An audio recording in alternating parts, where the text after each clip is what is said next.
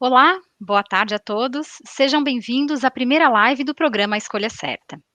O A Escolha Certa é um programa conjunto de educação financeira e previdenciária da Associação Catarinense das Entidades de Previdência Complementar. Por conta do atual contexto de pandemia, do coronavírus e crise econômica, o programa A Escolha Certa lançou a campanha Isso Protege a Sua Vida, no final de maio. Essa campanha tem divulgado vídeos curtos e textos em linguagem simples e direta, com informações importantes sobre organização financeira, poupança de longo prazo e investimentos, para ajudar as pessoas a enfrentarem esse período de grande incerteza e ansiedade. E essa live é mais uma ação da campanha Isso Protege Sua Vida. Por isso, estamos hoje reunidos aqui para falar sobre bem-estar e finanças. Meu nome é Vivian Awad, sou coordenadora do programa Escolha Certa e estou hoje com convidados especiais. Ezequias Cândido de Paula, diretor-presidente da Associação Catarinense das Entidades de Previdência Complementar, a SCPREV, e diretor superintendente da Elos.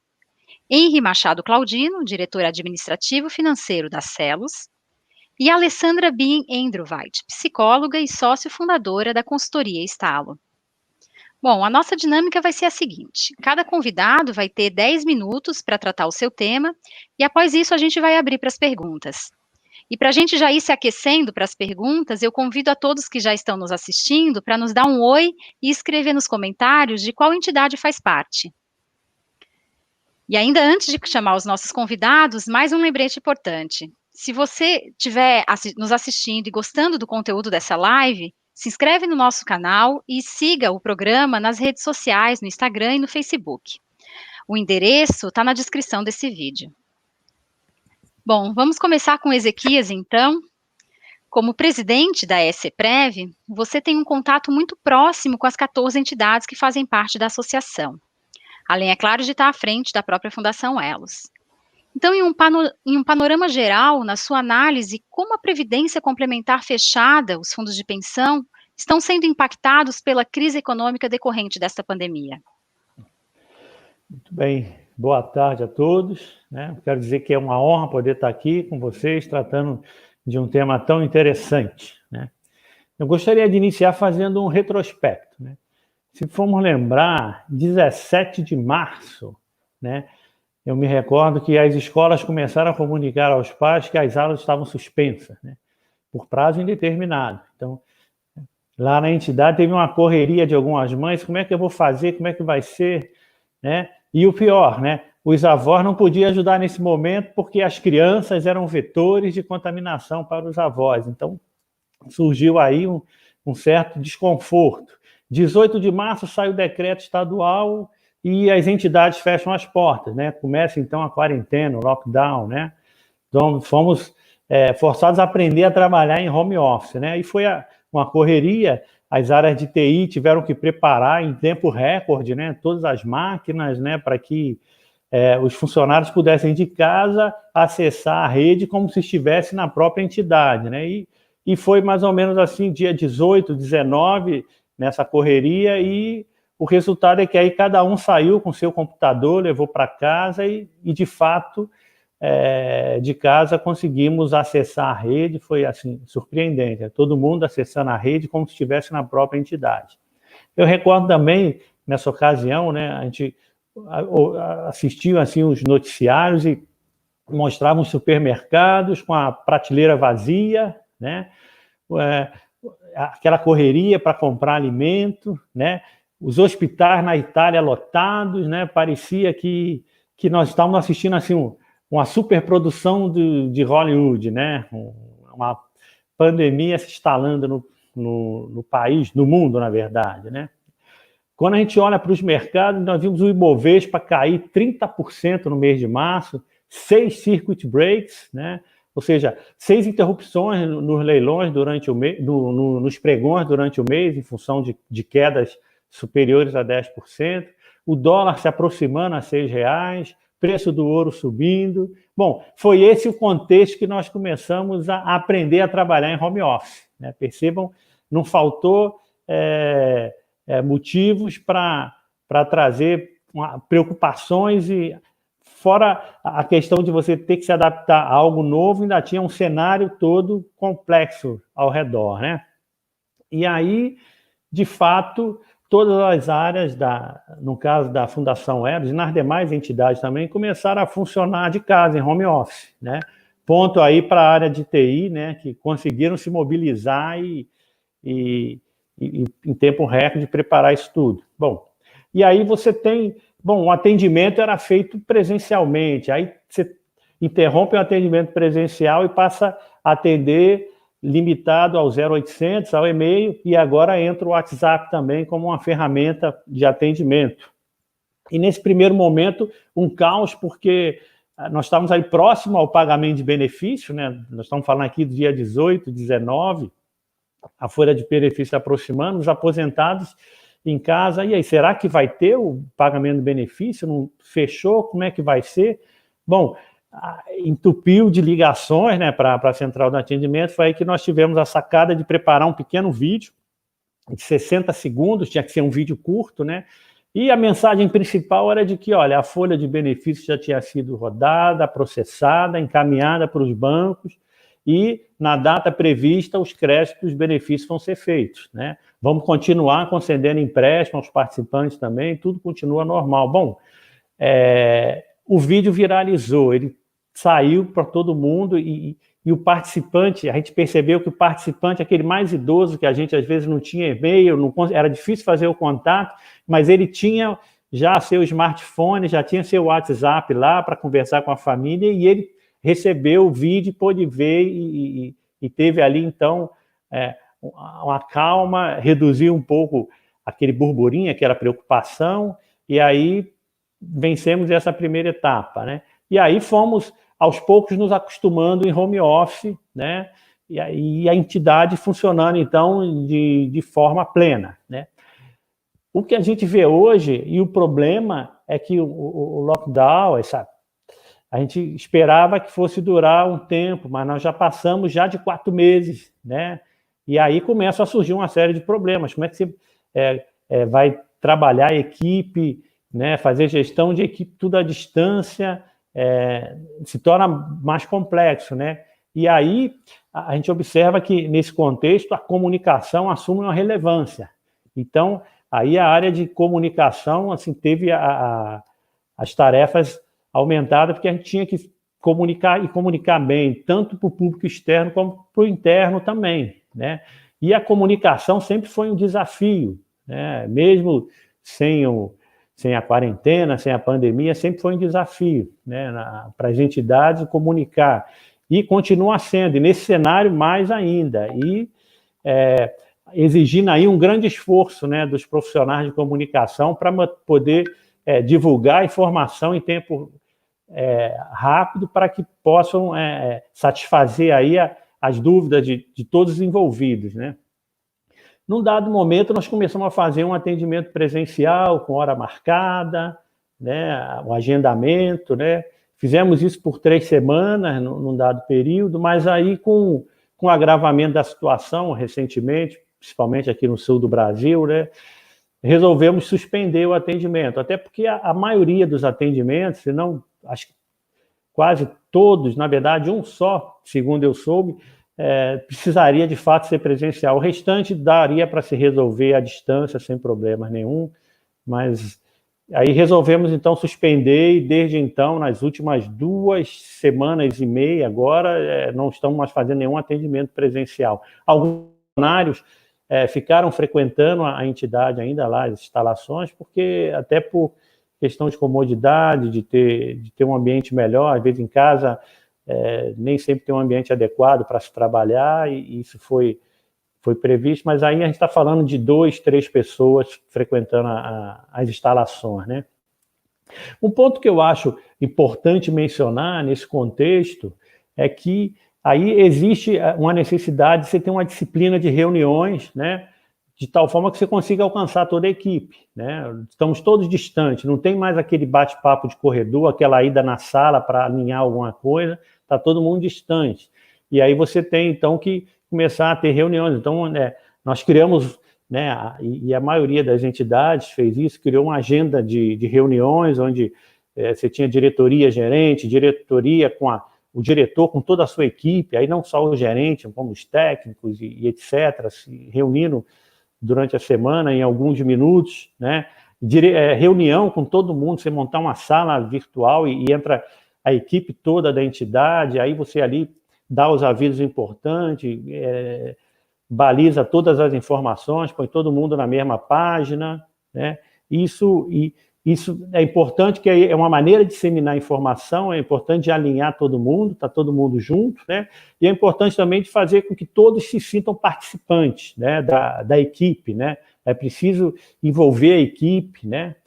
E que cada um perceba a relevância do que está fazendo para o bom funcionamento do todo, né? Isso era um ponto importante, né? Aliás, assim, o trabalho de previdência complementar, esse trabalho é algo fantástico. Se a gente imaginar, nós temos a patrocinadora contrata alguém, ele começa a trabalhar, ele faz adesão a um plano de benefício e passa ali um tempo contribuindo em atividade ainda laboral, depois ele se aposenta e fica mais um longo tempo ali aposentado. Então, assim, ele passa pela fundação, é uma relação de longo prazo. Aí você vai falar de meio século, mais de meio século de relacionamento, em média, que o participante passa com a entidade, né? E nesse período ali, a gente tem uma gama de serviços que a gente oferece para ele, que é importante, né? As entidades oferecem um conteúdo com educação financeira e previdenciária, que é importante, esse conhecimento, né? Não só em termos de previdência, mas em termos gerais, né? Para a vida pessoal, né? Ele tem a oportunidade ali de fazer uma formação de uma poupança de longo prazo, né? Ele tem ali a segurança de saber que ele está protegido se ocorrer algum evento futuro adverso, né? Ele tem a entidade ali com os recursos, né? Possibilidade de obtenção de empréstimo e financiamento, né? Com taxas bem atrativas, né? E melhor ainda, né? A aposentadoria, né? Que mantém o padrão, né, de renda próximo ao que ele tinha no período de atividade, né? E permite a ele o chamado exercício da cidadania, né? E eu, muitas vezes, em contato com alguns aposentados, eu ouço eles mencionarem que, na ocasião em que foram contratados, assinaram adesão lá ao plano de benefício, à entidade, sem muitas vezes ter noção do que estavam fazendo, né? E os anos passaram, né? E aí, quando ele, hoje aposentado, e muitos já com um longo tempo já de aposentadoria, eles percebem a importância que foi e quão difícil seria a vida dele aposentado se ele não tivesse feito aquela poupança que traz esse complemento de renda para ele. Então, é fantástico, é gratificante, eu acho que poder trabalhar numa entidade, prestar esse tipo de serviço, né, é algo que nos torna, assim, participante de uma experiência muito boa, muito gratificante, né? E eu encerro por aqui a minha fala, agradeço a atenção de todos e transmito, então, agora a palavra para a Vivian. Muito obrigado.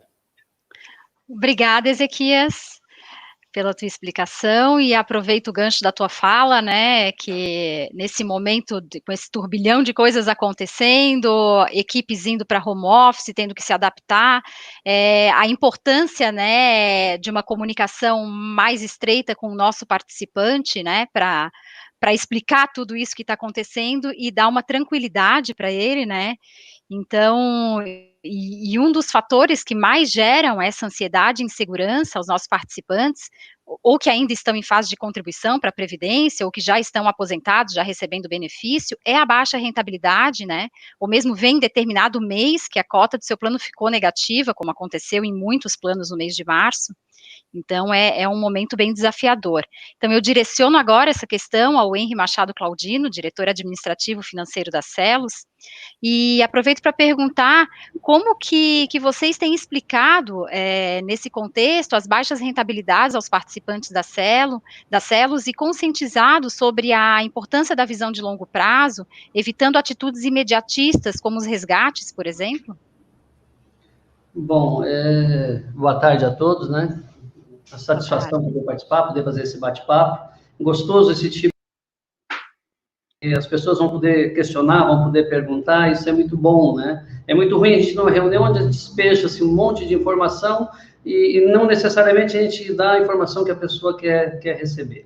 Mas falando um pouquinho em relação aos investimentos, a gente começou o ano de 2020 num auge, né, numa euforia econômica, a Bolsa comemorando que tinha, né, passado os 100 mil pontos, em janeiro atingimos 117, 118 mil pontos, as rentabilidades lá em cima, um otimismo, né, todas as previsões que se tinham eram de que a Bolsa fecharia o ano com 140, com 130 mil pontos, muita gente indo para esse mercado de renda variável, o boom dos fundos imobiliários, muita gente só falando em fundo imobiliário, e aquela empolgação. E é óbvio que a pandemia vem, né, ela joga, né, um balde de água fria, né, nessa euforia. Mês de março,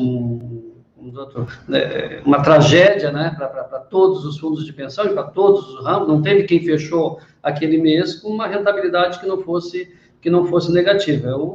Nós fechamos aqui o mês de março com uma rentabilidade próxima de 3,5% negativa e nós comemoramos o resultado, porque num mês em que entidades fecharam acima de 10% negativo, a gente trabalha um ano inteiro buscando 11%, 12%, 13%, 14%, que é o IPCA mais a taxa de juros do plano, e aí tu tem um mês que mostra, né, uma tragédia dessa. Então, isso mexe com as pessoas, tá? E pega num momento em que a vida continua, né? A vida não para. Naquele mês tem pessoas que estão saindo da empresa, tem pessoas que estão se aposentando, então tudo continua normalmente. E aí a pessoa fica, que decisão eu tomo agora? O que eu faço? Eu me aposento agora? Eu não me aposento. Nós, com um programa de demissão incentivada na patrocinadora, com mais de 300 pessoas inscritas, com todas aquelas dúvidas que eles têm, e óbvio ter, porque é uma decisão que a pessoa vai tomar no momento em que se desliga da patrocinadora, que vai afetar o resto da vida dela, tá? E a parte mais importante, né, porque quando a gente tem a vida afetada por qualquer coisa, e quando a gente é jovem, quando a gente perde o emprego, a gente ainda busca outro emprego, a gente ainda luta, mas nesse momento é o momento em que a gente já encerrou uma carreira, em que a gente tem que ter uma certa tranquilidade e tem que tomar as decisões que vão afetar a nossa vida lá na frente. E a gente sempre começa a perguntar, se sai da empresa com 55, com 60 anos de idade, muitas vezes a pessoa ainda ativa, ainda já pensando em fazer outra atividade, tá? Alguns que já têm negócios, outras empresas, ou pensam em fazer isso, e aí que vem aquela dúvida, né, da pessoa achar, mas para aí, eu vou me aposentar aqui ou eu vou sacar esse dinheiro e eu vou comprar imóveis para alugar, ou eu vou investir na minha própria empresa? E aí a pergunta que a gente faz aqui, olha, hoje tu tem saúde, hoje tu tens capacidade, mas como vai estar a tua saúde, a tua capacidade daqui a 10 anos, quando tu tiver 65 anos de idade? Como vai estar a tua saúde, a tua capacidade quando tu tiver 75 anos de idade? E previdência é isso, justamente ser previdente, é pensar, né, no futuro. Então, quando se trata disso, esse é um tema que a gente criou um grupo aqui na Celos, o pessoal da área de previdência, da DVGP, justamente para isso. Os nossos empregados iam, se tinha 15, 20 pessoas inscritas no programa de demissão, a gente deslocava esse grupo até lá, para ir lá, tirar as dúvidas, mostrar para eles que eles tinham várias opções, sim, que, né, tem a opção de se aposentar, de ter um benefício vitalício, de ter um benefício por tempo determinado, ou de sacar o dinheiro, ou de portar para outra entidade. Então, esse grupo ia e mostrava, esclarecia, olha, tu tens aqui alguns direitos, tu tens essas opções, e essas opções terão que ser exercidas nesse momento agora. A pessoa tem 30 dias, depois que se desliga da patrocinadora, para tomar uma decisão que vai impactar a vida dela. E aí a gente ter isso num contexto onde a nossa rotina mudou, onde não se podia fazer isso, o que se acabou fazendo? A gente teve que se adaptar a isso, né? A prestação de contas que a Celos fazia, percorrendo todo o estado, mostrando o resultado dos planos, como é que estão os planos de equacionamento, como é que foi a rentabilidade, o que a gente espera daqui para frente. Então, tudo isso ficou impossibilitado com a pandemia, a gente teve que se adaptar. E, de uma certa forma, eu não gosto de dizer isso, eu sou muito otimista, Mas mesmo com todas essas restrições, a gente acabou aprendendo que, olha, tem outras formas de comunicação que são tão eficientes quanto. Ao invés de mandar a equipe daqui até lá para orientar as pessoas, a gente acabou fazendo reuniões virtuais, onde facilitou, não precisou o deslocamento, onde a pessoa da própria casa participava da reunião, e melhor ainda, né, o atendimento ele passou a ser individualizado.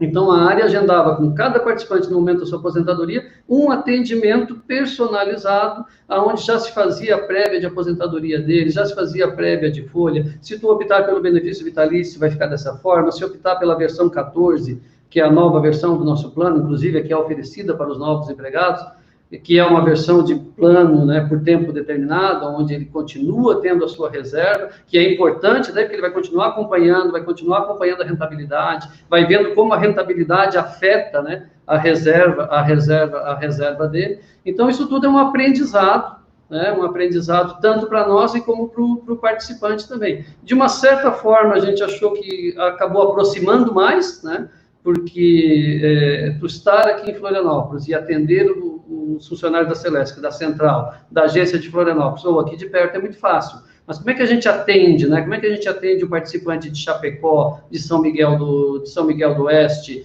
de Lages, de Mafra? Então, essa dificuldade acabou ensinando a gente a usar essa ferramenta e isso melhorou bastante o relacionamento nesse sentido. Em relação à rentabilidade, né, o que se teve? Depois daquele mês de março, a gente vem tendo bons resultados, tá? Rentabilidades que até surpreendentemente vem dando sempre acima de 1%, ou seja, a gente vem batendo a meta todos os meses. Então, a gente pegou uma bolsa de valores que de 117 mil pontos despencou para 68 mil pontos, né, aqueles 35% de queda em um único mês, mas a gente vem vendo uma recuperação, né, aquela escada de degrau em degrau, a bolsa já passou dos 100 mil pontos, né? Hoje, essa semana, vem estabilizada aí nos 104 mil pontos, a taxa de juros dos títulos públicos, ela fechou, ela baixou, mas ela também vem estável. Acaba que as fundações também não trabalham tão expostas ao título público marcado a mercado, a gente trabalha muito com o título público marcado na curva, que é aquela marcação que permite que tu compre um título, tá? E tenha ele sendo precificado mês a mês por aquela taxa que tu comprou, isso tu é obrigado a levar ele até o vencimento. Esse é um investimento característico para a fundação, e eu sempre repito que esse é o investimento mais adequado para um fundo de pensão, porque ele tem uma baixa volatilidade, ele tem uma questão, né, de que tu leva o título a vencimento a longo prazo, e essas carteiras montadas com essa quantidade muito grande de título público, hoje a gente tem na carteira do Plano Misto mais de 50% da carteira é título público, tá? 80% desses títulos marcados na curva. Então, o que isso faz? Isso faz com que no mês da pandemia, onde a bolsa cai 35%, onde tu tem aquele caos financeiro, tu consiga fechar o mês ainda com 3,5% negativo, que naquele momento, para aquele contexto, foi um resultado muito bom. Então, essa carteira montada com essa visão de previdência de longo prazo, ela traz essa tranquilidade para nós de olhar e dizer, olha, o resultado da carteira, ele é previsível, sim. É óbvio que algo do tamanho de uma pandemia dessa afetou, não tinha como não afetar, mas quando a gente compara a carteira dos fundos de pensão com outras carteiras muito mais arriscadas, a gente vê que tem sim uma estabilidade aqui e que se vem se recuperando. E hoje, né, entrando aí no dia 28 de julho, a gente já começa de novo e olha, já estamos voltando para a meta atuarial, já não é nenhum fim de mundo pensar em fechar também 2020 batendo a meta atuarial, como a gente vem batendo nos anos anteriores, que é importante para manter o equilíbrio atuarial dos planos de previdência. Então, nesse contexto, é que as pessoas têm que parar e avaliar de que no momento em que sai, quando tu opta, eu digo, olha, eu não quero mais isso, eu não quero me aposentar aqui, eu quero resgatar o meu dinheiro e eu quero cuidar da minha vida. Então, a pessoa já começa tendo que ter um pagamento de tributação muito forte, tá? Porque dependendo da opção tributária dele, vai pagar 27,5% ou, no mínimo, 20%, quem sai pela opção da regressiva. Então, a pessoa já tem essa diminuição do capital, ele passa a ter que investir, e aí nós passamos a ter um profissional que foi um eletricitário, que trabalhou, né, na engenharia, na comunicação, no atendimento, no escritório, e, de repente, ele traz para ele aquela obrigação de investir o seu dinheiro, ou seja, em imóveis, ou pior ainda, né, pior, que eu digo para quem não tem experiência, investir em renda variável, onde tu corre um risco, onde tu tem que ter um mínimo de conhecimento. Vocês imaginem aquela pessoa que se aposentou, em janeiro, resgatou todo o seu dinheiro, pagou lá 27,5% de imposto de renda, aplicou isso em fundos imobiliários ou fundos de renda variável e entrou o mês de março e teve essa redução, tá, de carteiras impactadas em até 35%. Quantos anos uma pessoa dessa vai levar para recuperar essa tributação, né, e essa ré que ele teve nos investimentos, tá? Isso ainda considerando que não é um profissional da área, não é um profissional de investimentos. Então, é importante as pessoas terem a consciência de que é muito importante tu estar ligado, tá, a um plano de previdência, onde tem toda uma estrutura profissionais, tá, tanto da área de investimento, quanto da área de controle de riscos, tá? E eu não tenho dúvida que tu passa a ter, sim, aí sim, uma aposentadoria muito mais tranquila, muito mais segura, tá? Eu tenho 31 anos de Celestia, né? 31 anos agora, então hoje eu já vejo as pessoas que estão saindo, eu me assusto, né? Porque a minha matrícula na Celestia é 12.330, e tem gente se aposentando, a matrícula é 13 mil, eu digo, meu Deus, está chegando a minha hora, né? E realmente a Celesc está tendo uma leva, né, muito grande. A Celesc contratou muitas pessoas ao mesmo tempo, então tem muita gente saindo da Celesc ao mesmo tempo. E a gente tem visto que esse trabalho que a gente tem feito de conscientização, de mostrar para as pessoas a importância de ter previdência, de como quem é previdente enfrenta melhor os momentos de crise, isso vale para tudo, né? Isso vale para, mesmo não falando só em previdência, como a gente faz aqui da previdência fechada, com planos patrocinados, tá? Nós estamos lançando aqui na Celos agora o plano Celos Família. Para que isso? É justamente para incentivar as pessoas a fazerem previdência também para os seus familiares, tá? Também aprender a fazer essa poupança de longo prazo, porque quem aprende a fazer isso vê que tu pode programar não só uma aposentadoria, tu pode programar uma faculdade, tu pode programar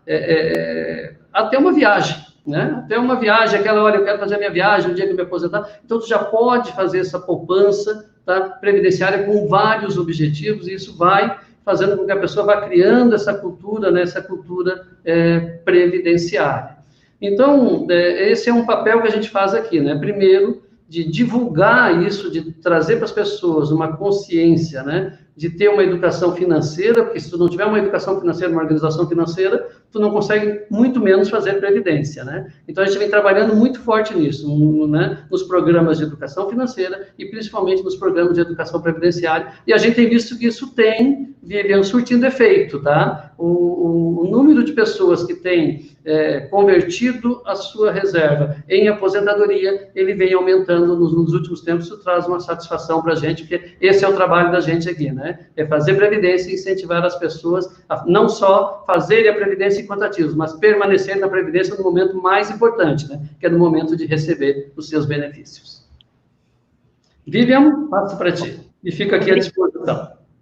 Obrigada, Henry, por compartilhar a tua experiência com a gente. A gente fica feliz em saber que educação financeira, que a comunicação tem surtido efeitos positivos lá na Celos. Parabéns pelo trabalho de vocês. Muito importante isso. Esse é um esforço conjunto aí de todas as entidades de Santa Catarina. Bem importante. E agora, para nos ajudar a entender os nossos sentimentos e atitudes em meio a todas essas incertezas geradas pela pandemia, eu aproveito para perguntar para a Alessandra Endruweit, psicóloga e sócia fundadora da consultoria Estalo, como lidar com a ansiedade e buscar formas de pensar e agir com mais positividade.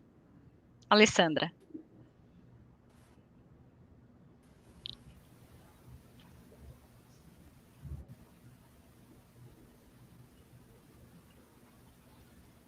Oi, Alessandra, escutou a nossa pergunta? Tá. Oi.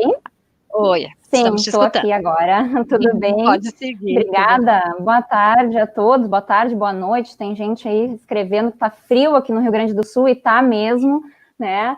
O Henry até que me perguntou onde é que tu é aí do Rio Grande do Sul, né? Então, eu sou aqui de Porto Alegre falando com vocês e tá frio aqui mesmo, né? Mas eu vou falar aqui para vocês, né, um tema que é exatamente isso que a Vivian trouxe, assim, do comportamento, dos nossos pensamentos, das nossas ações, para dar uma costurada aí nesse contexto que o Ezequias e o Henry trouxeram, assim, né? Então, vai ser uma conversa, né, um linguajar diferente, né, do que eles trouxeram aqui, mas para corroborar com essa compreensão. A gente fica bem feliz com o convite, né? Eu sou psicóloga, eu tenho a Estalo, então, que somos 3 psicólogas, e a gente ama falar desse tema bem-estar, né?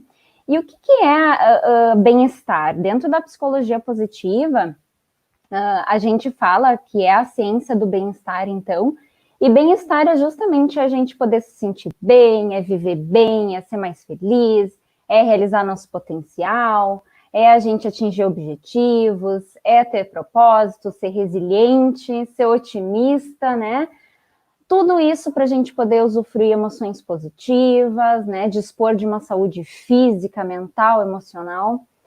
E todo esse processo do bem-estar, ele envolve também prosperar, né? E prosperar tem a ver com dinheiro e tudo aquilo que acho que vocês vieram aqui para falar também disso, né?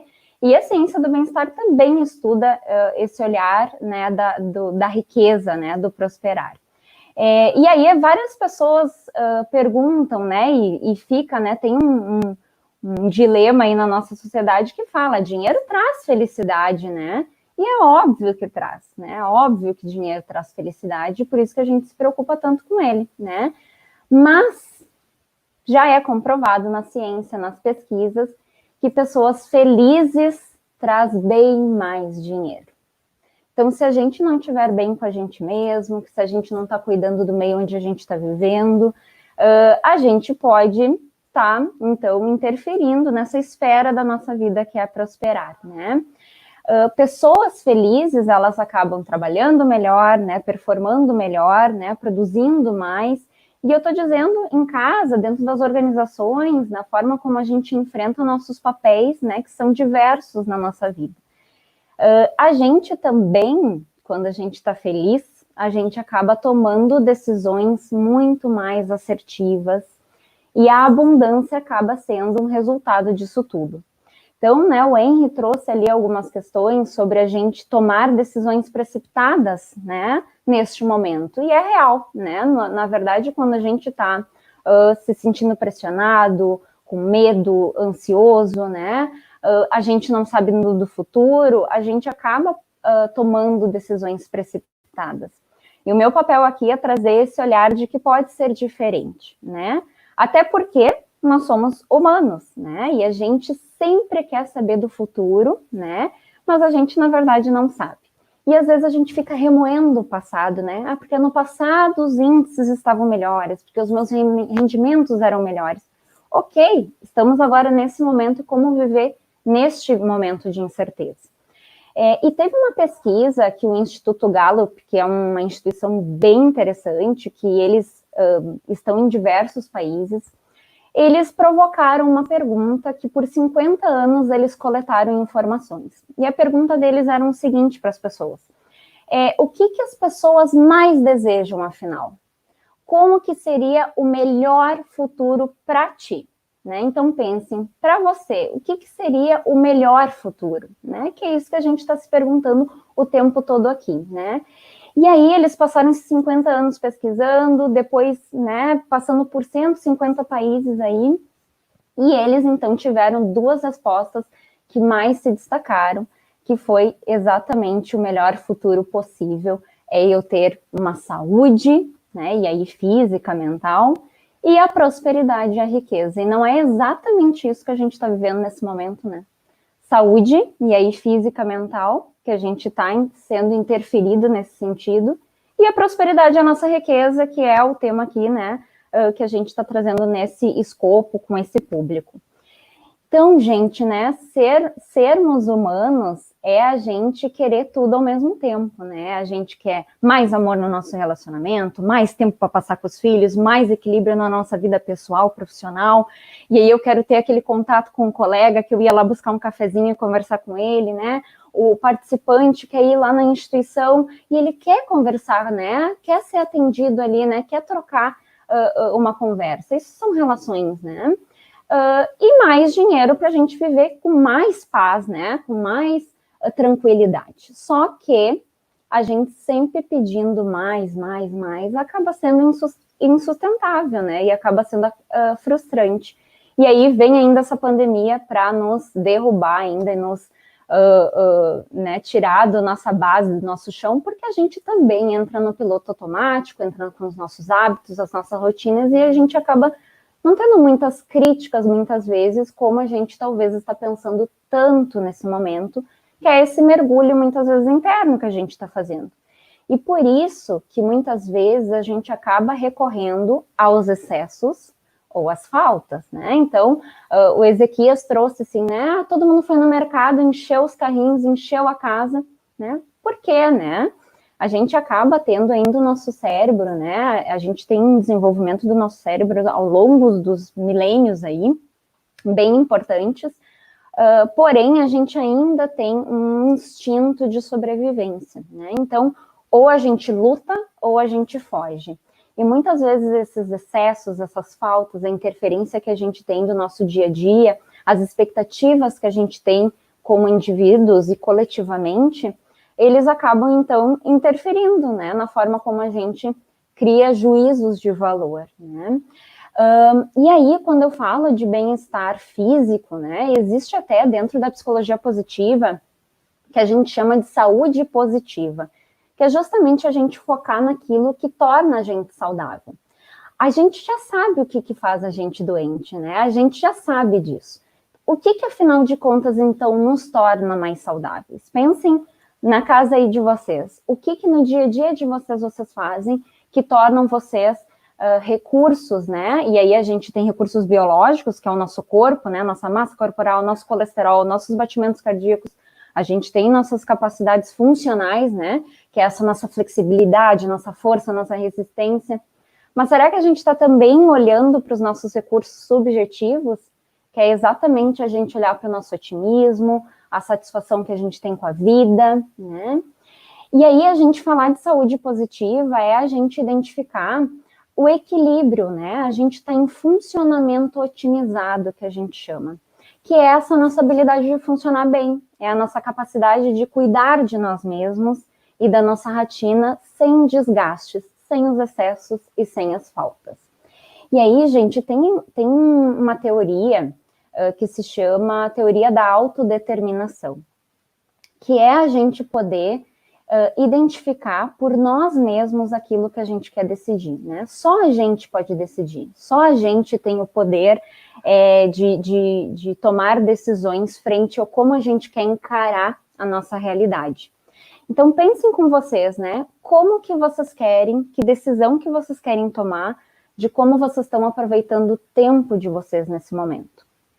O Viktor Frankl, que é um psicólogo, né, que inventou aí, né, criou a logoterapia dentro da psicologia, ele tem um livro que é Em Busca de Sentido, que é bem interessante de ler, e ele tem uma frase bem clássica que ele trouxe, assim, né, dos estudos dele, que ele fala: entre um estímulo e a resposta, eu tenho tempo, né, eu tenho a escolha, eu tenho o poder da escolha.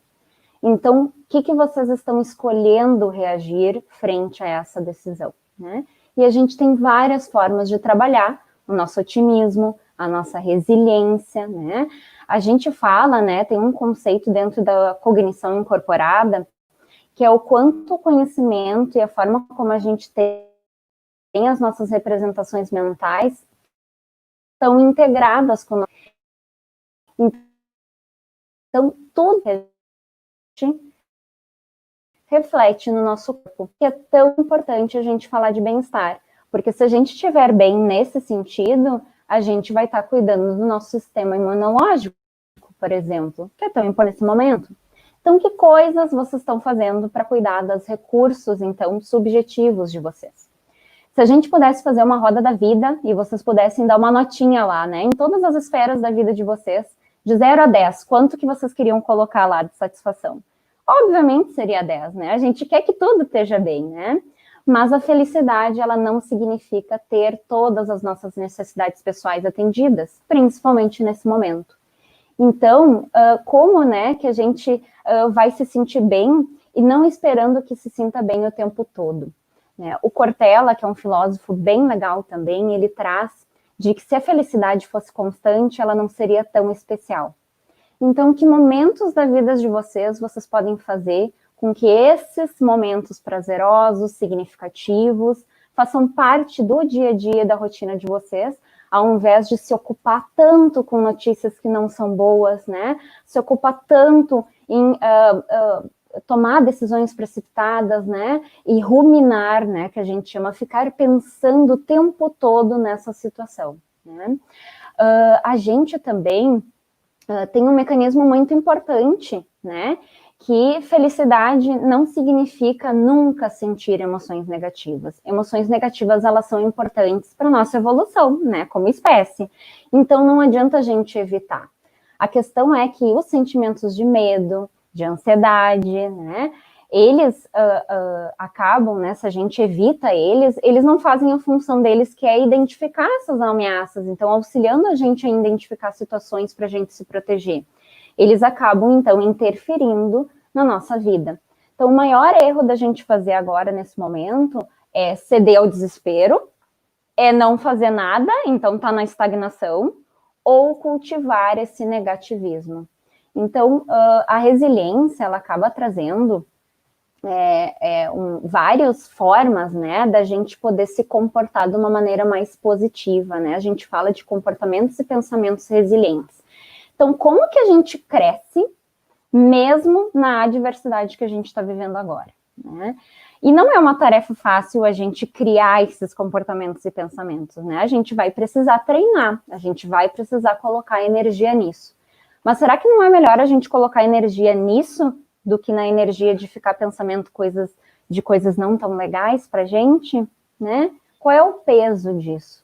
Então, para a gente poder investir mais nesse quesito da resiliência, né, de crescer com a adversidade, mais aptidão a gente vai ter de enfrentar qualquer outra adversidade que a gente vai encontrar ali na frente, né? O Henry trouxe, né, daqui 10 anos, tem 65 anos, tem tanta coisa pela frente ainda para viver, né? Se a gente tomar decisões precipitadas nesse momento, o que a gente está ganhando lá no futuro? E da mesma forma, é o nosso olhar para o positivo.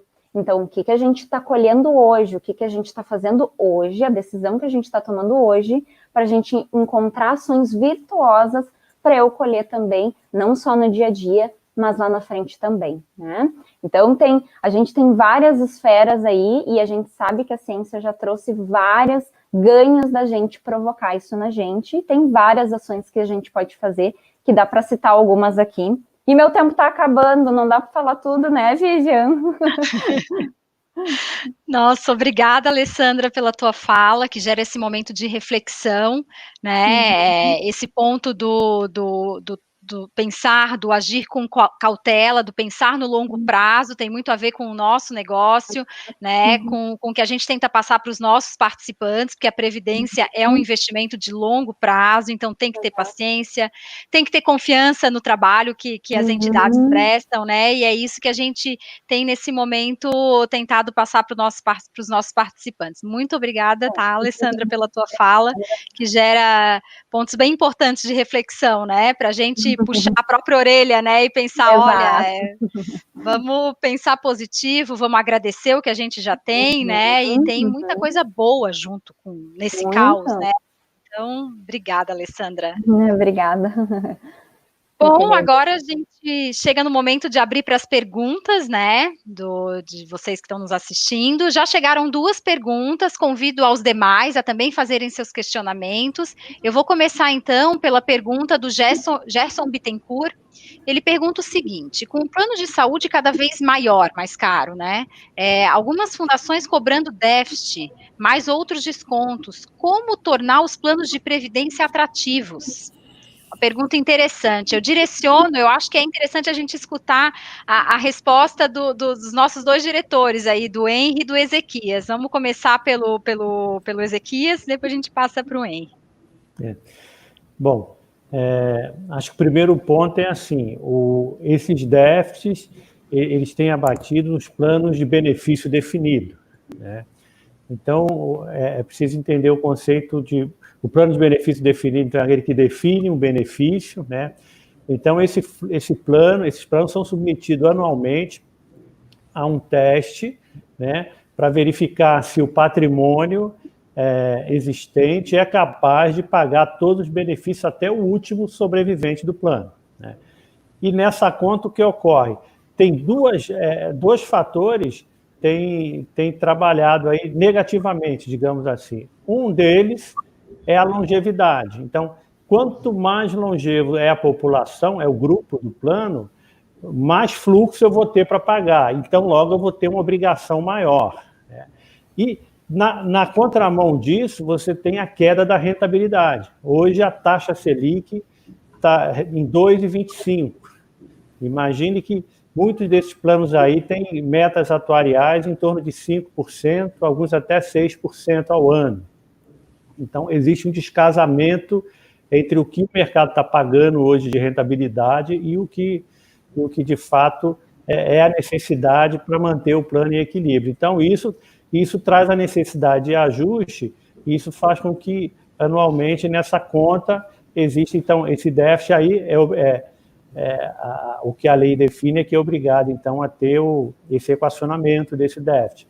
E aí a patrocinadora, da mesma forma que o participante, são obrigados, então, a completar, mas isso não perde a atratividade do plano, porque a gente está falando de um percentual pequeno em cima de um todo, né?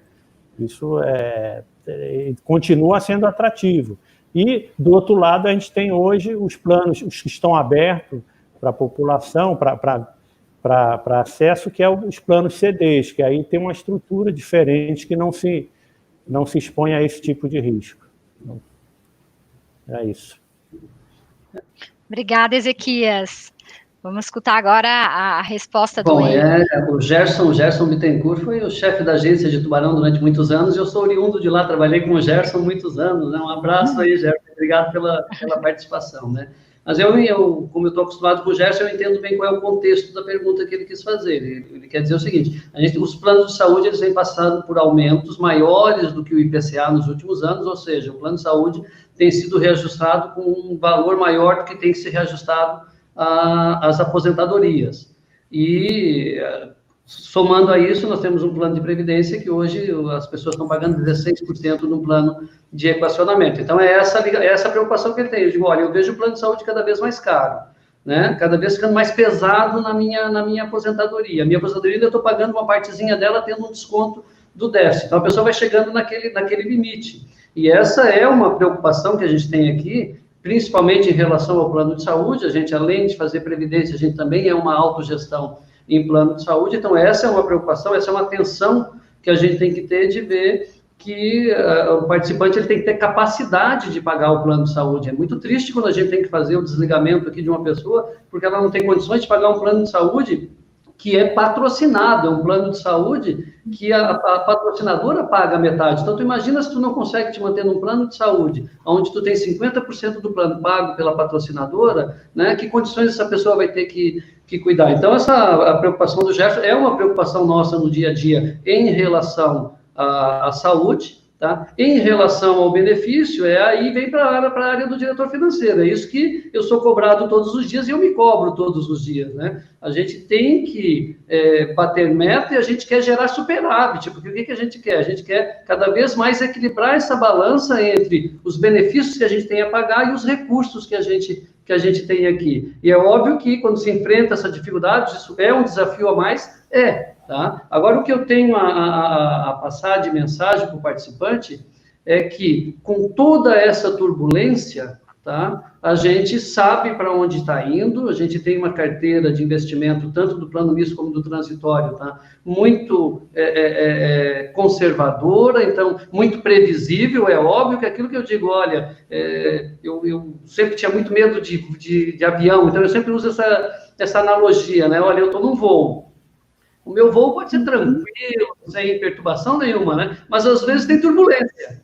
E quando tem turbulência, meu Deus, a vontade, se eu pudesse, tivesse um paraquedas, eu queria pular disso aqui, né? Então, o que eu quero ouvir do piloto? Que pelo menos ele abra aquele microfone e diga, olha, estamos passando por turbulência, mas, vamos dizer, fica tranquilo aí, fica sentado, bota o cinto aí, dá para não te machucar, que a gente sabe o que está fazendo aqui e vai passar por ela, né? Então, o recado que a gente dá é justamente isso. A gente está passando por um momento de turbulência nos investimentos, tá? Mas a gente sabe muito bem, a nossa rota está muito bem traçada, a gente sabe o caminho que a gente tem que chegar, a gente sabe onde é que a gente tem que chegar, mas temos que enfrentar a turbulência junto, tem que ter um pouco de confiança, porque se eu não confiar no piloto, eu vou me desesperar, né? E aí eu vou querer me jogar, mas de saber isso, a gente tem noção disso, né, de quantos planos de saúde têm pesado nisso, de quanto um plano de equacionamento pesa nisso, tá? Mas eu sempre digo, olha, melhor quem está aqui, tá? Porque tu tem um plano de saúde patrocinado e tu tem um plano de previdência. Estás reclamando e achando ruim o 15%, que tem que reclamar e achar ruim mesmo. Eu não posso achar bom de pagar, né? Mas por que tu estás aqui? Porque tu tens esse direito, porque tu tens esse plano de previdência, porque tu tens esse plano de saúde. Então, é não perder a noção disso, né? Do que o benefício que a gente tem aqui, o que a gente tem aqui em relação a quem está lá fora, né? Obrigada, Henri. Vou aproveitar que tu já estás com a fala. Tem mais uma pergunta aqui que pode ser direcionada a você. Senhores, hoje saiu notícia que investidores retiraram investimentos da ordem de 32 bilhões do Brasil, desde o início da pandemia. A Bolsa, nestes patamares, se sustenta? Bom, quando a gente vai fazer essa avaliação, a gente tem que ver o seguinte, a pandemia ela foi mundial, então ela abalou, né, todas as estruturas financeiras, ela abalou uma economia americana, a maior economia, ela abalou uma economia chinesa, ou seja, ela abalou as maiores economias do mundo. Então, houve sim uma fuga de capital, ou seja, né, houve uma saída de investidores estrangeiros, a tendência, quando se tem problema, é tudo voltar para casa, né? Mas, em contrapartida, a gente tem um excesso de liquidez, tá, doméstica. Então, as pessoas não têm para onde correr. Os rentistas que antes compravam título público, que ficavam ali só vivendo, né, daquela taxa de juros, daqueles cupons, o governo baixou a taxa nunca teve no nível tão baixo. Então, a própria liquidez interna é o que está alimentando a Bolsa hoje. Então, não dá para ter aquela euforia de dizer, olha, não dá para esperar agora que aquela previsão que se tinha em janeiro de fechar um ano com 140 mil pontos na Bolsa seria uma loucura, porque tu não vai ter essa força, nós dependeríamos de investimento externo para isso, tá? Mas também eu não vejo como absurdo que a Bolsa possa fechar o ano ainda nos 110 mil pontos. Eu acredito que a gente deve ficar entre os 100 mil pontos e os 110 mil pontos. Então, é algo que traz uma certa estabilidade. A gente tem que estar mais preocupado justamente ver como é que a economia realmente, né, a economia real, como é que está a questão do emprego, como é que está a questão da abertura. E como a gente tem um país continental, a gente foi afetado de maneiras muito diferentes, né? São Paulo, Manaus e alguns estados do Nordeste já passaram pelo pico da pandemia lá atrás. E nós estamos aqui em Santa Catarina, que foi o primeiro estado a fechar. Foi o primeiro governador que fechou, foi Santa Catarina.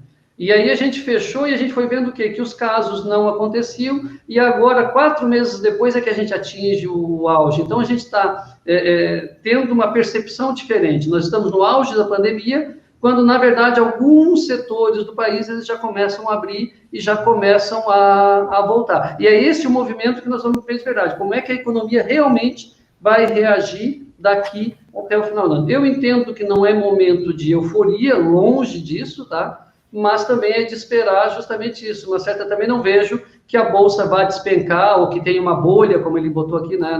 Nelson Miller, acho que fez a pergunta aqui, né? Eu não vejo uma bolha, não vejo isso, eu não vejo uma bolha, isso não é algo, não tem empresas super precificadas, bem pelo contrário, né? Tem algumas empresas que estão bem penalizadas no seu valor, que nem foram tão afetadas assim e o preço dela despencou, então a gente vê ali uma possibilidade de valorização, mas sempre olhando assim, eu não olho a bolsa como uma coisa isolada, né? Tem que sempre olhar ela e olha a economia real, olha como é que está a fábrica na tua cidade, olha como é que está o transporte, olha como é que está o comércio, porque é isso que realmente vai dar uma sustentação para a nossa economia como um todo.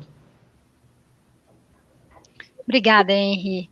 Agora uma pergunta para a Alessandra Carolina Simões está fazendo. Se você pode dar dicas de grupos de apoio voluntários para nos ajudar a passar por esse momento. Uhum. A gente tem até na Estalo, a gente criou um projeto que se chama Hora de Acolher, que foi um projeto realmente desse acolhimento, é bem esse nome, assim. E teve muitas pessoas que nos procuraram pedindo esse espaço de escuta, né?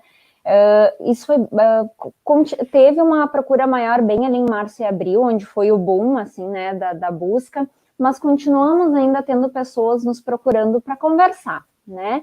E a gente teve várias pessoas, assim, né? Um momento era para falar sobre sua situação, então a gente teve pessoas que acabaram perdendo seu emprego, ou que moram sozinhas e estavam isoladas, né?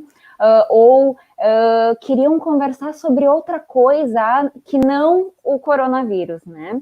Então, acho que esses espaços de escuta são importantíssimos, né? Tem um projeto do Conselho Federal de Psicologia que abriu, né, espaço para os psicólogos darem esse apoio, né, principalmente aos profissionais de saúde.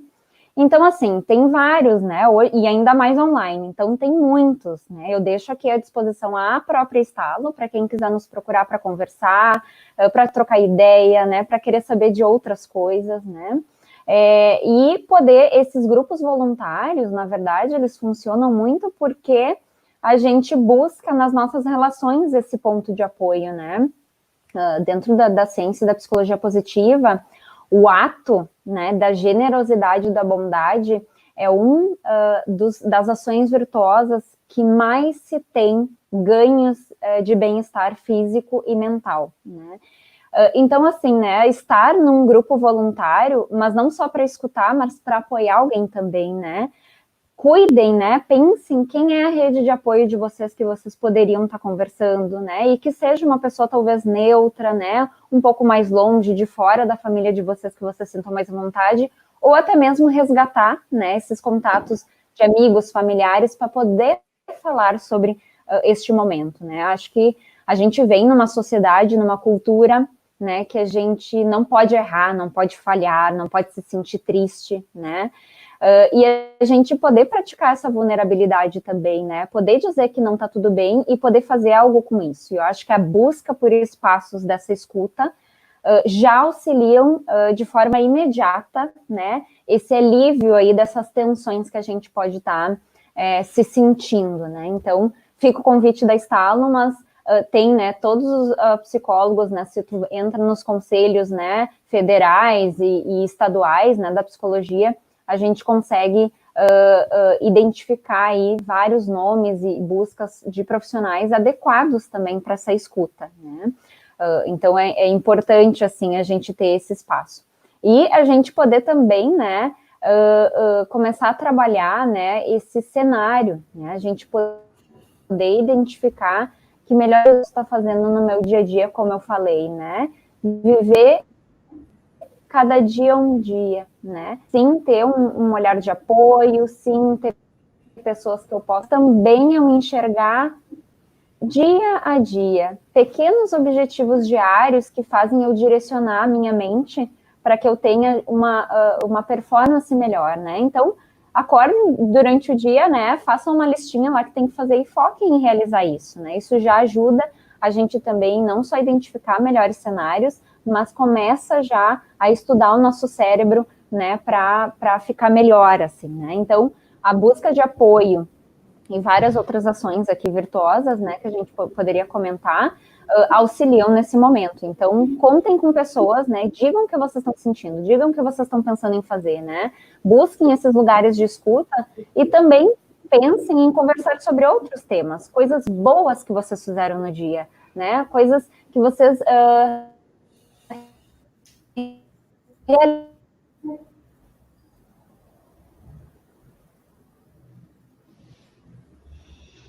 realizaram, que vocês conseguiram fazer, né, em nosso cérebro para isso.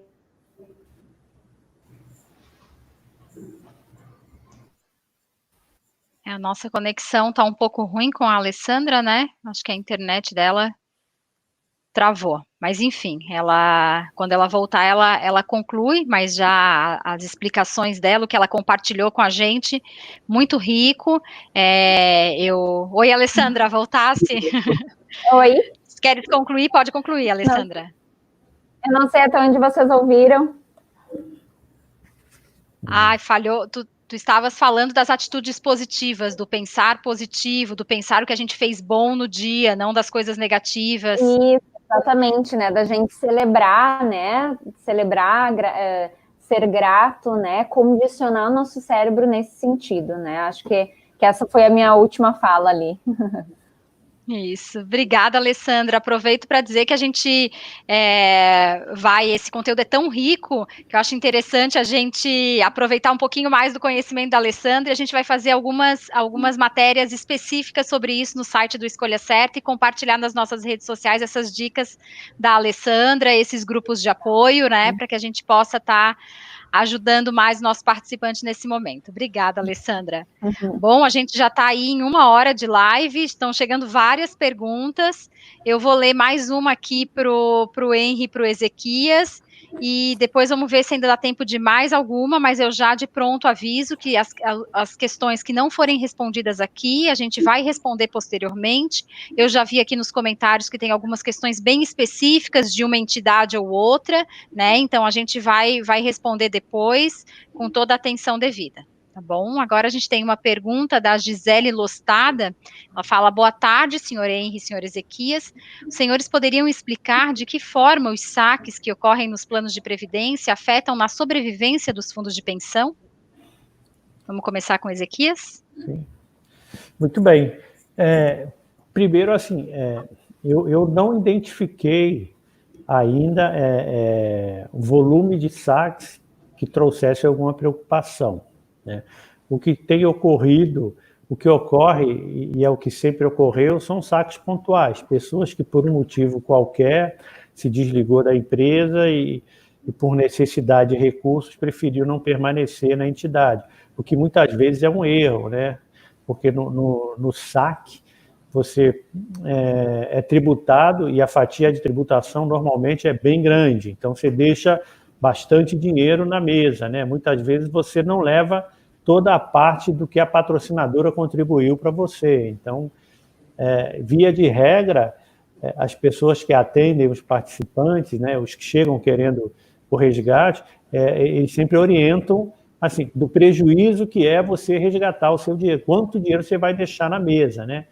O sistema, o que a gente observa é que o sistema de previdência complementar ele segue sólido, né? As entidades seguem sólidas, os patrimônios das entidades são crescentes, são regularmente crescentes, têm crescido a cada ano, então eu não creio que seja uma preocupação esse saques dentro dos fundos de pensão. Não vemos nada assim que traga uma preocupação, embora o governo esteja comentando, pensando, discutindo, de alguma forma, possibilitar algum tipo de saque para ajudar alguém em situação, em casos específicos, mas isso também não está muito claro, não está ainda definido, está só em estudo. Então, assim, a princípio, pelo menos da minha visão, eu não vejo nenhuma preocupação com o saque, e a sobrevivência dos fundos de pensão continua, né? Nós temos aí, o nosso negócio é longo, né? Eu mencionei que a pessoa participa de 50 anos ou mais, uma pessoa costuma participar de um fundo de pensão, é o tempo de atividade depois do tempo de aposentadoria. Então, nós temos um compromisso de longo prazo. Eu tenho benefício para pagar na Fundação Eros em 2060, 2070. Então, a gente tem uma história longa para percorrer ainda. É isso. Quando na mesma linha do Ezequias, né? É óbvio que quando tu pega aqui o plano, nós temos um plano transitório, um plano fechado, então ele é um plano que tem hoje 2.000 famílias ali, tem 2.000 aposentados e as suas pensionistas, né? E ali não tem mais como sair, o plano, não existe mais saque, já são todos aposentados. O próprio plano misto tem hoje 3.000 ativos que ainda podem tomar essa decisão, mas já tem outros 3.000 aposentados que já estão aposentados aqui. Então, isso em si, respondendo de uma forma bem objetiva, isso já mantém a sobrevivência do fundo de pensão, né? Ele já tem aqui um volume de recursos de aposentados que ele tem que fazer essa gestão até 2082 em um plano. Então, os planos têm uma vida muito longa. É óbvio que a gente monitora isso, porque a gente sabe qual é o percentual normal de saque, ali, aquilo que acontece pontualmente. Então, quando isso começa a aumentar, e como a gente passou, né, de 2015 para cá, por algumas crises, pelos planos de equacionamento, isso afetou um pouco a imagem, afetou um pouco a confiança das pessoas, então a gente teve que fazer um trabalho, primeiro, de reorganizar as carteiras para elas voltarem a ter resultado, porque o resultado positivo ele gera confiança, tá? Quando tu tem o resultado negativo, a pessoa já vê que assim, será se isso é bom ou não. Então, a primeira coisa foi voltar a ter o resultado positivo, a gente voltou a ter, e agora é justamente fazer esse trabalho de conscientização, de mostrar, né, que, na verdade, a preocupação nossa não é com a subsistência do fundo, né, é com a pessoa, é uma derrota a pessoa ficar 35 anos contribuindo e chega no momento de usufruir desse benefício, ela saca o dinheiro, ou seja, ela destrói a sua aposentadoria. E eu trabalho há 31 anos na Celesc, quer dizer, meu pai trabalhou na Eletrosul, trabalhou lá em Alegrete, então meu pai, meu padrinho, são todos da Eletrosul. E, como todos, só tenho orgulho do meu pai, mas eu sempre repito algumas lições que o meu pai me ensinou. E eu sempre digo o seguinte, meu pai me ensinou a não fumar, a não beber e a fazer previdência. E como é que ele me ensinou isso? De um jeito muito bom. Ele fumava 4 carteiras de cigarro por dia, teve uma época que tomava 1 litro de uísque por dia, e quando saiu da Eletrosul, sacou toda a previdência. Então, essa é a maior lição que o meu pai me deixou. Tá? Quais são os resultados disso? E pai é para isso, é para ensinar de uma maneira ou de outra, né? Ele me ensinou, ele foi muito eficiente. Tá? Então, é justamente nesse sentido, a preocupação é com o participante. Então, sempre me doeu muito. Quando eu vejo uma pessoa sacando, eu fazia atendimentos pessoais, saía daqui de Florianópolis, ia numa cidade para ir lá, quando o cara ia sacar, para dizer, cara, não faça isso. Hoje, né, a área de atendimento, o Gilmar nos ajuda nisso, a área do DPGP, a equipe profissionalizou isso, porque isso não pode ser feito pelo diretor financeiro, né? A gente profissionalizou isso, e o resultado tem sido muito bom. Não para a entidade, para o participante, tá? Porque aí essa é a grande preocupação mesmo, é o participante, para mim é a derrota quando a pessoa não converte, tá, toda a sua reserva numa aposentadoria. Eu aproveito a fala do Henry e para a gente, a última pergunta, tá, pelo nosso tempo, então, que vem bem nesse sentido, que é a pergunta do José Nazareno Correia, que não é o saque total, mas como neste momento de incertezas, ele pergunta, não seria prudente as entidades orientarem seus participantes assistidos quanto a evitarem o aumento do percentual de saques de benefícios para o próximo ano, né, que aí no plano CD, ele tem ali um limite, que ele pode aumentar esse percentual, e nem sempre ele faz as simulações e vê quanto tempo, né, se esse benefício vai durar o tempo dele de vida, né, ou também ele subestima o seu tempo de vida, né, então qual é o risco disso e como que as entidades estão orientando nesse sentido? Henry, se tu puder, o Ezequias e o Henry, isso. O Ezequias tem mais experiência, porque a gente, a nossa opção não tem 2 anos, não tem 1 ano ainda de poder fazer esse percentual. Nós éramos aposentado, não podia beber, era uma tranquilidade. Agora é uma novidade para nós, mas nós vamos aprender, eu quero ouvir o Ezequias também. Eu tive... Sim, vamos lá, Ezequias. Eu tive a honra de poder trabalhar ao lado aí do Nazareno, José Nazareno Correia, e nós fizemos muitas viagens aí pelo Brasil, justamente para visitar as usinas, né? Tivemos no Alegrete muitas vezes também lá, conversando com o pessoal, justamente orientar nesse sentido, né? De transformar o plano CD em algo próximo ou similar a uma renda vitalícia.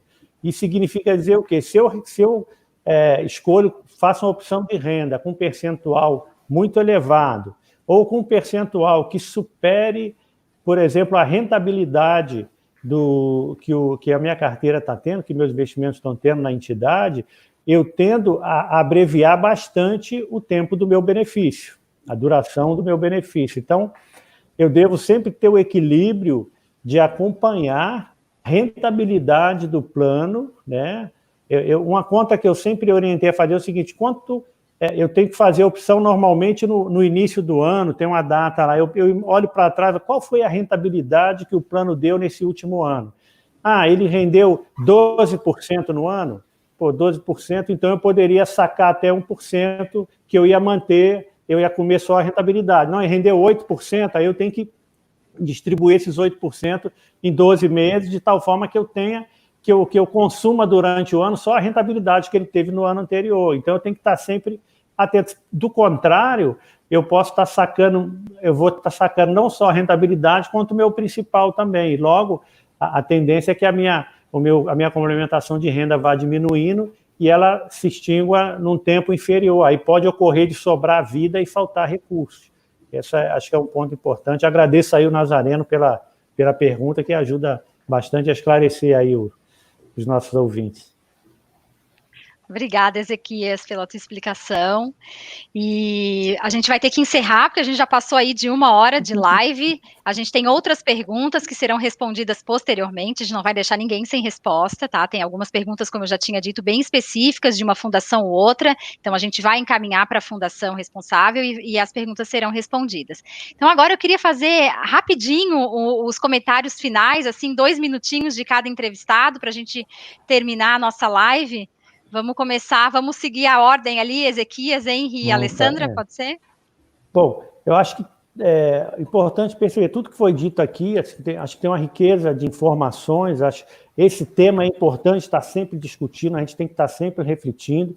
Eu acho que recentemente nós tivemos uma aula tremenda, todo o processo de reforma da Previdência que foi submetido ao Brasil, aí a gente vai falar já de três, sei lá, pelo menos os últimos 3 anos foi muito bem trabalhado isso, deu para a gente ter uma visão, aproveitar esses conceitos que nós aprendemos durante esse processo da reforma da Previdência e o que nós estamos vendo esse ano, buscar conhecimento, que é importante. Hoje o conhecimento é importante e a questão financeira é muito importante quando se fala em Previdência e quando se fala na vida pessoal também. Alguém com a vida financeira equilibrada tem muito mais saúde, né? E quando a pessoa se descontrola ou negligencia a questão financeira, ele não só adoece financeiramente, a sua saúde adoece também, porque é difícil ter saúde, ter saudável, com contas vencendo sem poder pagar. Então, acho que a importância de estar sempre na disciplina financeira. Bom, importante o momento que a gente vive é um momento atípico, né? Não tem como as pessoas não serem afetadas, mas a gente tem que buscar as oportunidades, né? Se tem mais tempo para estudar, se tem mais tempo para procurar as especializações. E eu, como da área de investimento, eu não posso deixar de puxar assim, olha, gente, hoje, há alguns anos atrás, falar em investimento, falar em bolsa de valores, meu Deus, onde é que é a bolsa, né? Como é que eu faço um investimento? Como é que eu aprendo isso? E hoje a gente vê tanta, né, ferramenta, plataformas de investimento. Então, se eu começar a dizer o nome das plataformas aqui, né, a XP, que é conhecida, mas tem XP, tem Genial, tem Hora, tem Rico, né? Entrem lá, façam um cadastrinho na plataforma, não precisa de dinheiro nenhum, gente. Tu abre lá a conta, depois fica lá os assistentes querendo te ajudar, e ajudam. E lá eles criam carteiras hipotéticas, até para a pessoa passar a entender um pouco do que é esse universo de investimento, de como é importante tu aprender, né, a ter primeiro aquilo que eu digo, uma educação financeira, ter tuas contas equilibradas, né? Sempre quando eu vejo qualquer coisa falando em finanças, tem que começar pelo seguinte: a primeira lição financeira não gasta mais do que tu ganha. Então, essa é a primeira lição, nunca gaste mais do que você ganha. Pronto, tu aprendeu isso? Ok, então agora vamos pegar esse pouquinho que tu gasta menos e vamos aprender como é que a gente investe isso. Aí sim, gente, hoje com R$100 tu compra ações, tu compra cotas de fundo, então tu tem muito a aprender a crescer. E eu vou dizer uma coisa para vocês, vicia.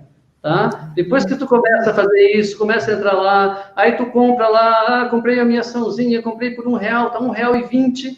Se tiver que vender ela, tu não, mas eu não quero vender essa ação, eu comprei por vale R$1,20, depois vai valer R$1,30, tá? E isso traz, sim, um estímulo, né, para a pessoa se organizar financeiramente, e a gente aprende, a gente cresce, muita gente passa a entender, né, melhor como são as coisas, e sai daquela ilusão também de achar que, olha, aqui na bolsa eu vou ficar rico da noite para o dia. Não, né, gente? Não é assim, né? Aliás, quem pensa assim é quem entra lá e perde dinheiro, né? Então, usem esse tempo para aprender, usem esse tempo para organizar a sua vida, para aprender um pouquinho, entre nas plataformas e aprendam um pouquinho de investimento. Quanto mais os nossos participantes entenderem de investimento, gente, melhor ainda, mais eles vão nos ajudar, mais eles vão entender da importância que é o que se tem aqui, o que se faz aqui, previdência. E tratando tanto de previdência como a aposentadoria, como tratando também de previdência nos planos de saúde que a gente tem aqui. Porque não deixa de ser um plano de previdência. Um plano de saúde que tu sai na empresa e fica até morrer. Nesse plano, gente, é um plano de previdência, só que ele está direcionado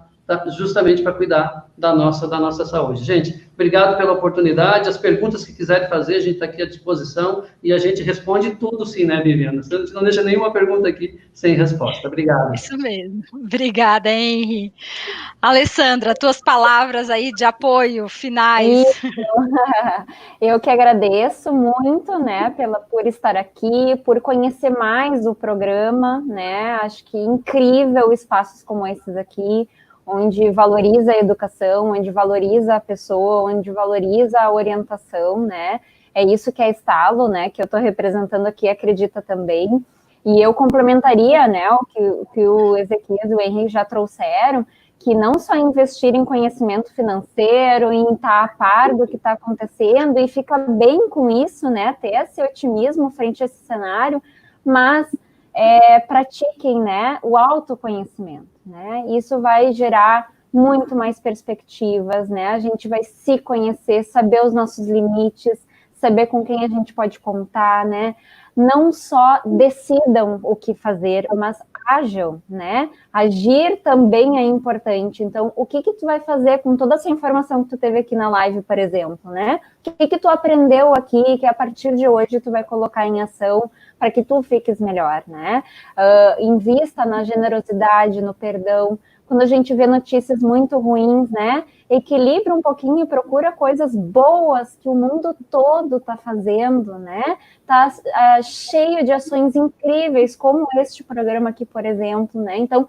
se alimentem não só dessa informação, mas se alimentem do autoconhecimento, se alimentem do perdão, da esperança, né, o otimismo aí está comprovado que nos ajuda, nos regenera na nossa baixa autoestima, por exemplo, o perdão nos ajuda com a nossa energia positiva, né? Enfim, então tem muitos aí ações que a gente poderia comentar, mas se olhem, né? E se percebam e contem uns com os outros, né? E não caiam no erro, né? De ou estagnar ou se desesperar, né? Ou ir para cultivar o negativismo, né? Façam o contrário disso tudo e utilize essa live para tudo isso. E eu agradeço muito por esse espaço, por acreditar que pode ser diferente, que pode ser tudo isso que a gente trouxe aqui para todo mundo. Muito obrigada, eu agradeço em nome de todos da comissão do programa A Escolha Certa, né, ele é feito por 14 entidades, temos 14 representantes nessa comissão, é um trabalho conjunto, de muita troca de experiências, e dizer que a gente também, o programa está aí para apoiar todo mundo, tragam sugestões de temas também para a gente, sigam o programa nas redes sociais. Então, agradeço mais uma vez os nossos convidados, Ezequias, Henry, Alessandra, por esse bate-papo. Agradeço a todos que nos acompanharam nessa transmissão. Lembro também que quem acompanhou só uma parte ou quer indicar para alguém, essa live vai ficar lá no nosso canal do YouTube, gravada na íntegra, né? Então, acessem depois, se perderam alguma parte importante. E obrigada, e espero que essa seja a primeira de muitas lives do nosso programa. Então, até a próxima. Obrigada.